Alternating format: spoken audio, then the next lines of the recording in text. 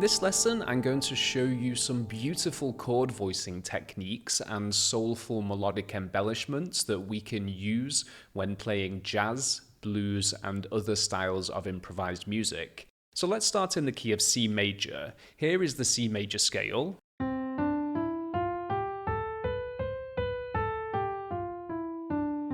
And if we build a seventh chord off each degree, we have C major 7, the 1 chord, D minor 7, the 2 chord, E minor 7, the 3 chord, F major 7, the 4 chord, G7, the 5 chord, A minor 7, the 6 chord, B minor 7, flat 5, the 7 chord, and back to C major, the 1 chord.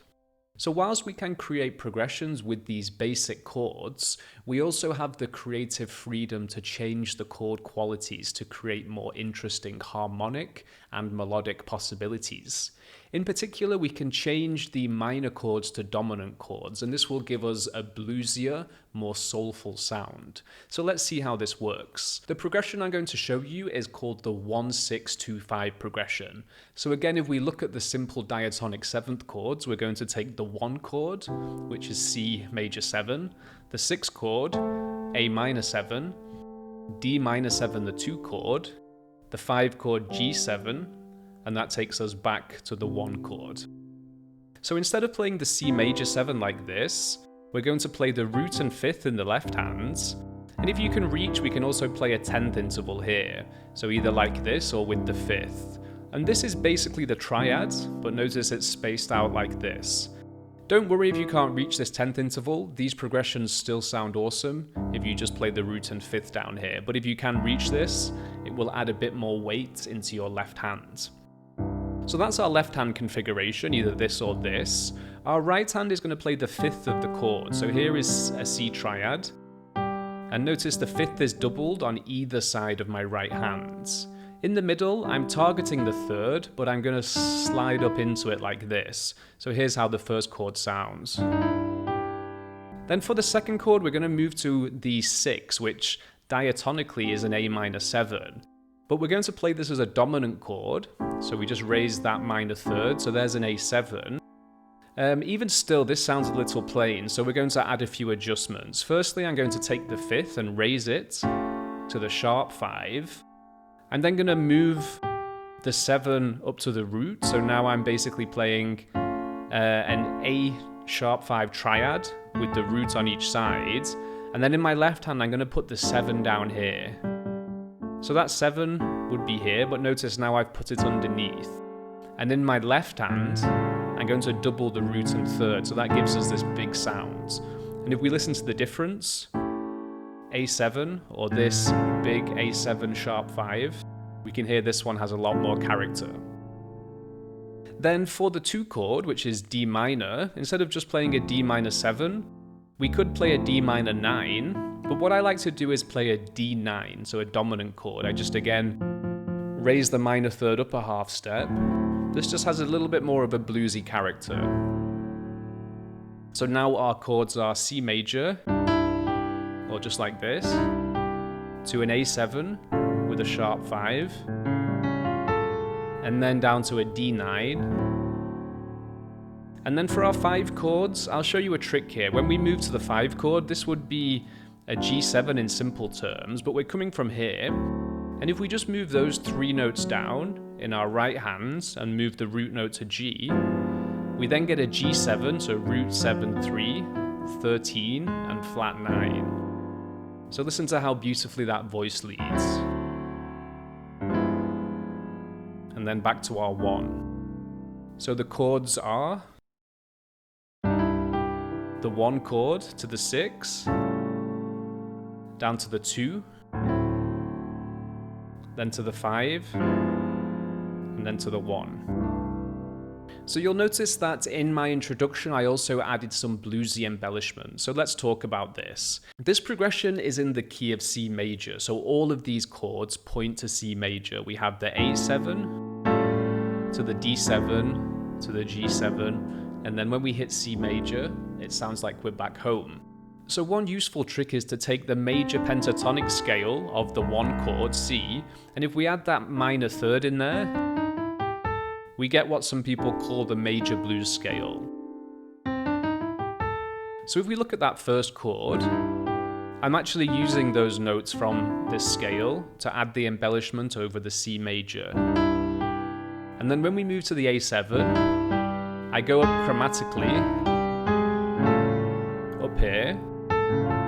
I can also add some melody there, so I'm thinking of that pentatonic scale.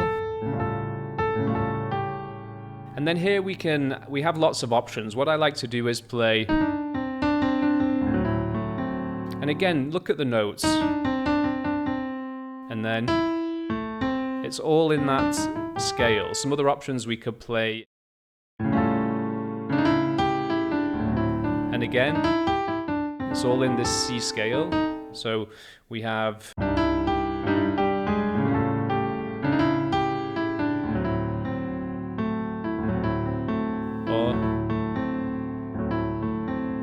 and then a trick here, instead of going straight to that G13 flat 9, it can be nice to play a G13 sus. So you can look at this as an F major 7 over G.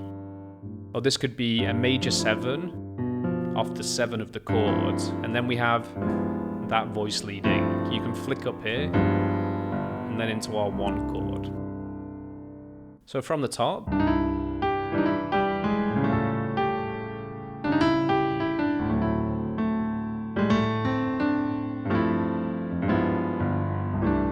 you'll notice after the D7 I also played,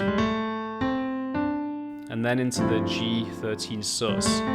So again, what I'm visualizing here is that C pentatonic, and just as we add this chromatic passing tone, so 2 flat 3 3, we can also add one between the 5 and the 6, so 5 and 6 of the pentatonic scale.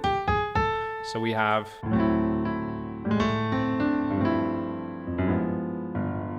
notice that in the left hands, and then to our 1. So let's move this to a different key. How about the key of F major? So here's our scale, 1, 2, 3, 4, 5, 6, 7, and back to 1. So our 1 chord is an F major 7. Our 6 chord would be D minor 7, but we're going to play this as a D7. The 2 chord would be a G minor 7, but we'll play it as a G7. And the 5 chord would be a C7, and that's how we're going to play it. So we start off with either the root and 5th or the 10th interval, and I'm visualizing the 5th of the chord here, and then chromatically up into the 3rd. There's our D7, so D7, sharp 5, top melody up to the roots, and then double there, a bit of strength down here, so we have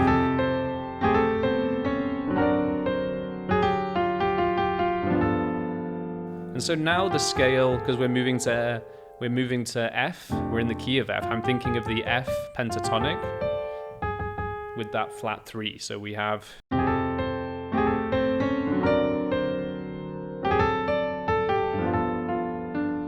and then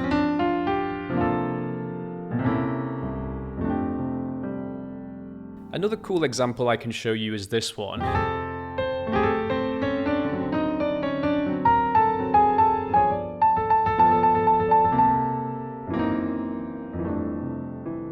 So there I played the same to start, the same motion, but I play, and I'm targeting the flat 9 of the D7. So there's our D7 chord, D9, D7 flat 9. So now I'm playing octaves on there, and then chromatically down, so flat 9, root, major 7. And then up to the sharp 5, which remember we included in our last voicing. And this bit you can slide. So I'm sliding off all those notes. The middle finger is kind of like a pivot where I do this. My left hand is playing a 10th here, but you can just play the root and 7 if you have smaller hands.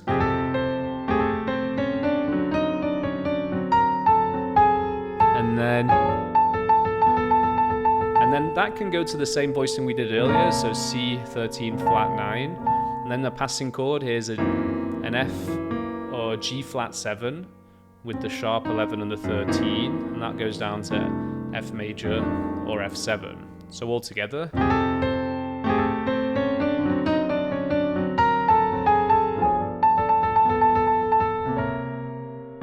And you can do this, and then... So that's the theory. If you're enjoying this lesson, do hit like and remember to subscribe to our channel. You can also download all the notation that I've covered so far if you click on the link in the video description. Let's take the tune The Nearness of You, which is commonly played in the key of F major. Now you should notice on the second line that we have two repeating 3-6-2-5 progressions. The 3-6-2-5 in the key of F with simple voicings would be A minor 7, D7, G minor 7, C7, F major 7.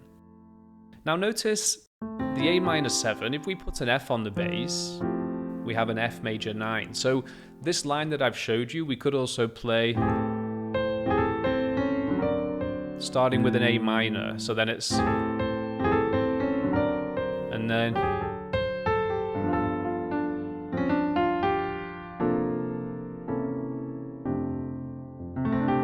So what we're going to do is play through up to the last two bars, and also notice the melody is static for these two bars, so this is a perfect opportunity to add a fill. And the idea is that you learn these things outside of tunes so that it becomes part of your toolbox of fills that you can apply spontaneously when playing jazz standards.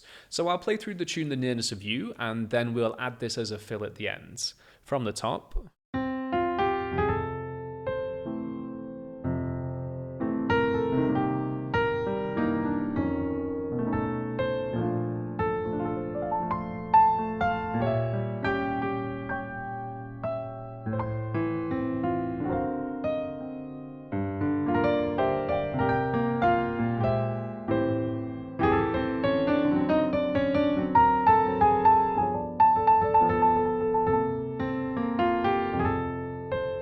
Let's do it again.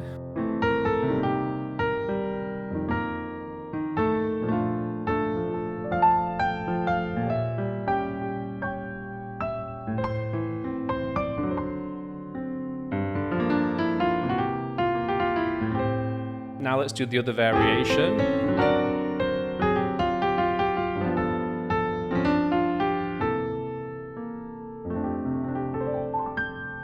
So if you've enjoyed this tutorial, I'd really appreciate it if you hit the like button and also subscribe to help support our channel. Remember that you can download all of the notation that I've showed you in the description, and I will see you in my next video.